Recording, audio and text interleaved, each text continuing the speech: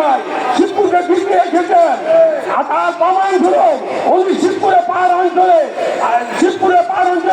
নৌসন্দী জেলায় কোনো বিশ্ববিদ্যালয় নয়, উনি পাহাড় অঞ্চলে বিশ্ববিদ্যালয় করেছেন। এখানে পড়তে গেলে যে কোনো স্কুল কলেজে পড়তে গেলে 20-25,000 টাকা লাগে। আর শিবপুরে উনি যে বিশ্ববিদ্যালয় করেছেন সেখানে অনার্স পড়তে গেলে 10 থেকে 12,000 টাকা দিয়ে লেখাপড়া করার সুযোগ করে দিয়েছেন। আজকে এই যে শিক্ষার হার করার জন্য যে শিক্ষার হার করে দিয়েছেন, উনি এমপি ওনার সাথে এমপি হয়েছে, ঘোষণা করেছে আগামীতে উনি শিবপুরে মেডিকেল করতেন, মেডিকেল বিশ্ববিদ্যালয় করবেন।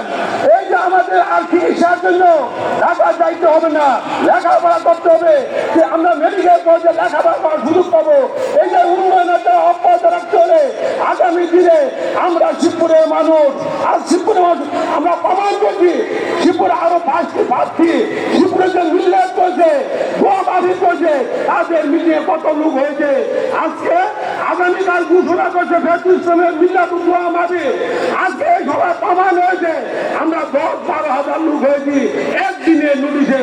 আমরা আমাদের বাড়ি পুটিয়া ইউনিয়ন থেকে আমাদের আওয়ামী লীগ এবং ইউনিয়ন চেয়ারম্যান নামগালা এবং আমাদের মধ্যে কোনো ভেদাভেদ নেই। আমরা যেভাবে আমরা গত নির্বাচনে পুটিয়া আয়োজন থেকে ভাগ করিয়ে দিয়ে শেখ মোবারক আমরা সংসদ সদস্য বানিয়েছি। আগামী দিনও আমরা একইভাবে পুটিয়া এবং কোন সেন্টারে ফেল করবে না এবং আমরা পুটিয়া হাইকোর্ট থেকে রাজযুক্ত করে ওনাকে উপজেলা চেয়ারম্যান হিসাবে আমরা উপহার দিব। এই বলে আমরা আমার বক্তব্য শেষ করলাম। জয় বাংলা, জয় বন্ধু, জয় বাংলাদেশ আওয়ামী লীগ।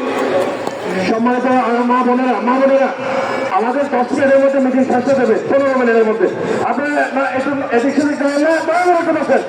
সর্বোচ্চ 15 থেকে 20 মিনিটের মধ্যে মিটিং শেষ হয়ে যাবে। আজকে লোকের কারণ এই শিবপুর পাইলট মডেল উচ্চ বিদ্যালয়ের ঐতিহ্যবাহী মাঠ বহু বছর পরে আজকে এই মাঠে এত লোকের সমাগম। সংগ্রামী ছাত্র বন্ধুগণ, এই পর্যায়ে বক্তব্য নিয়ে আসছেন রশিদুদ্দৌলা আওয়ামী লীগের বিপ্লবী বিষয়ক সম্পাদক, বাংলাদেশ আওয়ামী স্বেচ্ছাসেবক লীগের কেন্দ্রীয় কমিটির সম্মানিত সদস্য জনাব আলম সরকারকে এখন বক্তব্য রাখার জন্য অনুরোধ করছি। বিসমিল্লাহির রহমানির রহিম। আজকের এই শিবপুর পাইলট উচ্চ বিদ্যালয়ের কানায় কানায় মাঠ পরিপূর্ণ।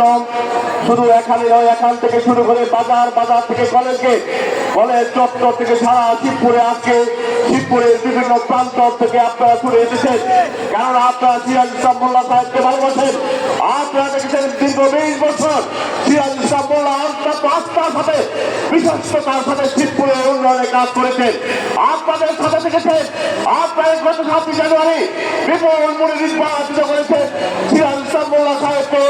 আজকে আমি এমন একজন মানুষের গল্প বলবো, এমন একজন নারীর গল্প বলবো